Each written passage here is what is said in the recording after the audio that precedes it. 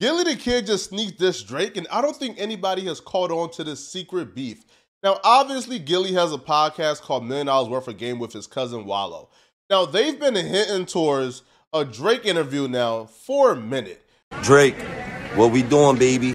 You know the Sixers play Toronto, Drizzy. Oh, you know Toronto was my team when Vince Carter played. Stop that shit. Toronto wasn't your team, man. Vince Carter was playing for me. I used to rock with Vince back when he was at North Carolina. You see I'm talking to Drake right now. You gonna say that shit? None of that. Huh?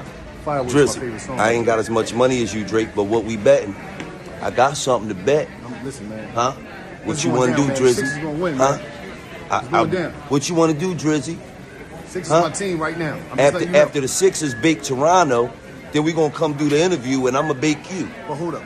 Primarily because Drake commented and let the world know that he was gonna do an interview with $1 Million Worth of Game. But Drake saying he's gonna do an interview means almost absolutely nothing because Drake has promised almost every platform an interview. He promised Joe Budden an interview, Drinks Champs, $1 Million Worth of Game, even academics.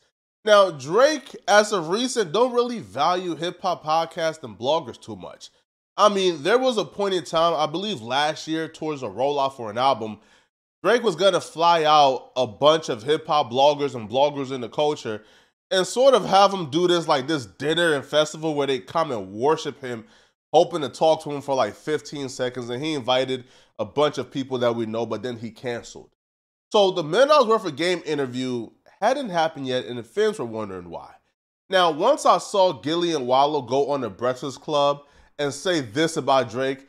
Jay-Z or Drake? This is a conversation everybody's been having. They had that with Flex on. That was a good one. Jay-Z or Drake?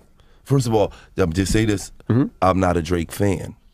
I never in my life got in a car and threw Drake on. That's the God honest truth. You know what I'm saying? I like him when he raps. I don't like all that singing shit. You know, that's like the Lemon Pepper freestyle. He was spitting on there. He was spitting balls on there. I ain't hear it. Listen, man.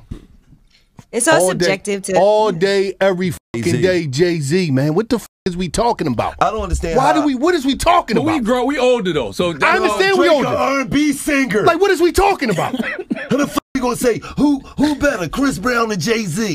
Like, what the f is we talking about? Not the same. See, I'm a fan of both of them, and I feel like Drake has God-level talent. But at the end of the day, this just like the LeBron-Michael Jordan debate. We all know who the GOAT is, bruh. But I want to know who you got, Drake or Jay-Z. And please tell us why in the comments.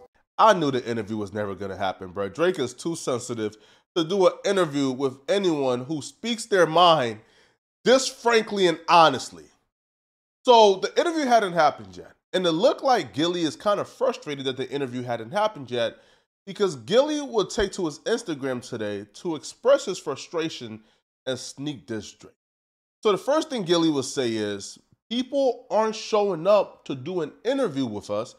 Stop asking us about these names that y'all expected to be on our platform, but it's not because they want too much control. Let me say this, right? To all the people that's in my DM that be like, yo, get such and such on the podcast. Get such and such on the podcast. Get such and such on the podcast. A lot of them people we reach out to, but they don't come to us because they can't control the narrative. Now, if you are aware or if you're privy to information, then you know that Drake is quite possibly the poster child for interviewers or artists who wants control of the entire interview. If you do an interview with Drake a la Rap Radar or Bobby Altoff, Drake pulls up with his camera team, Drake pulls up with his production, they record the interview, they make the edits to the interview, and if you're lucky, they will give you the footage to put on your channel. But for Rap Radar and Elliott Wilson, Drake put the interview on his channel to control everything. So Gillie is clearly speaking about Drake. But then he also says they won't come to do an interview with us because we too real and we can't be controlled, but they'll rather go do an interview with the white girl. There's a lot of them people we reach out to, but they don't come to us because they can't control the narrative.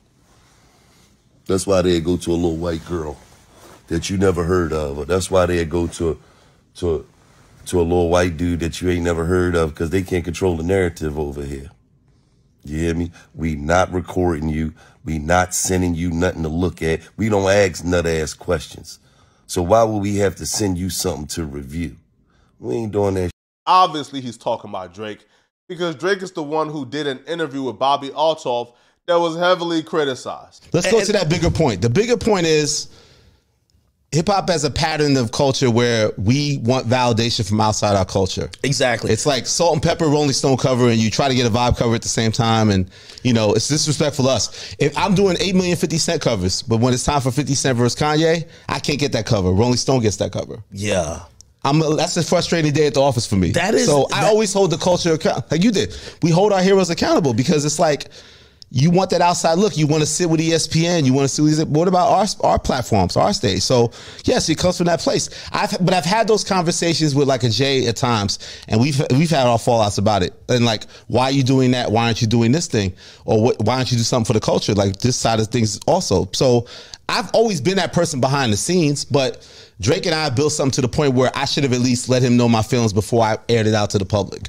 I should have owed him that respect. I would have did with Jay. And I'll be real, in hindsight, I think Drake looks back and say, yeah, I was tripping doing an interview with Bobby Altoff. I probably should have done it with one of these like rap media dudes, right? But clearly he's talking about Drake. So a lot of times when y'all see y'all like, get them on the podcast. If they can't control the narrative, they don't want to come. So we don't want your ass. We street. You don't control nothing over here. And we ain't running out of no money.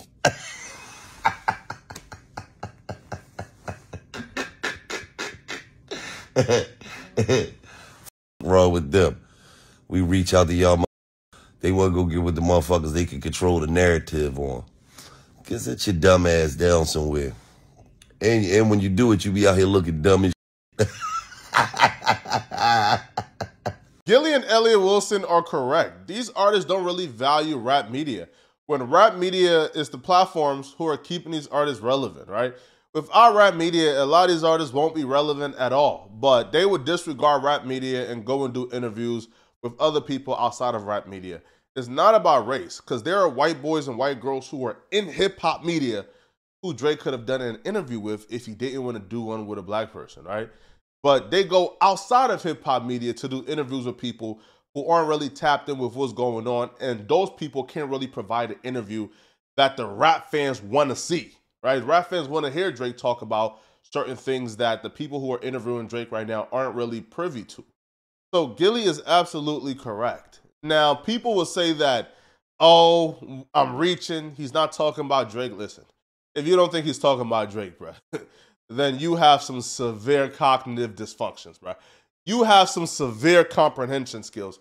Who else will he be talking about? I mean, it was really specific. Want to control it, does an interview with the white girl, talking about Bobby Altoff or the chicken UK girl. Well, Lil Yachty, who did an interview with Bobby Altoff, already done a Midnight's Worth of Game interview. NBA Youngboy, who did an interview with the white girl, just did a Midnight's Worth of Game interview. Who else are they talking about?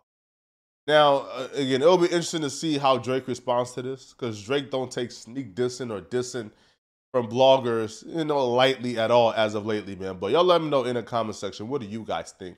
And if you're still watching, click on this video here somewhere on my screen to find out how Remy Ma's side dude, who she cheated on Papoose with, find out how he just got exposed for using and playing Remy Ma. Click on this video here to find out what I'm talking about. Out of here, folks. Peace.